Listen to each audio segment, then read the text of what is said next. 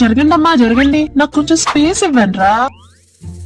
హే, ఇప్పుడు వచ్చి మా అందరినీ తోసుకొని పోతున్నావేంటి? మేమందరం ఇక్కడ ఒక లైన్ లో వెళ్తున్నాంగా, కళ్ళు పోయేయంట్రా. అయినా నువ్వేమైనా స్పెషల్ అనుకుంటున్నావా? చూడు తమ్ముడు, నాకు ఈ తొక్కలో మీటింగ్ కి టైం లేదు. పక్కకి జరుగు ఫస్ట్.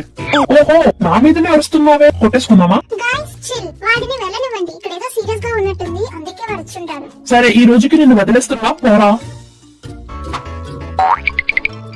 అబ్బో, ఇక్కడ చాలా పార్ట్స్ ఉన్నాయి. వీడికి అసలు ఎన్ని వెయిన్స్ ఉన్నాయో ఏంటో ఎవడికి తెలుసు. ఈ దారి బ్రెయిన్ కి తీసుకెళ్తుంది అనుకుందాం. ఇంకా ఇది స్టమక్ కి, అండ్ ఇది నాకు ఐడియా వచ్చింది. ఓహో, అయితే ఇది నీ పనా? అన్నా, నేను మీ వాడిని. మీకు నమ్మకం లేకపోతే ఇంకా ముందుకు వెళ్ళి చూడండి. మీకు కావాల్సిన వాడు దొరుకుతాడు. నువ్వేం బాధపడకు తమ్ముడు, వాడు నాకు దొరికేశాడు. డాక్టర్, మీరు ఎప్పటిలాగే నాకు టాబ్లెట్ ఇస్తారనుకున్నా, కానీ ఈసారి ఐవి ఎందుకు పెట్టారు? దీని వల్ల స్లోగా తగ్గుతుందేమో. ఓహో, నీకన్నీ తెలుసు అనమాట. మరి ఇక్కడికి ఎందుకు వచ్చావురా?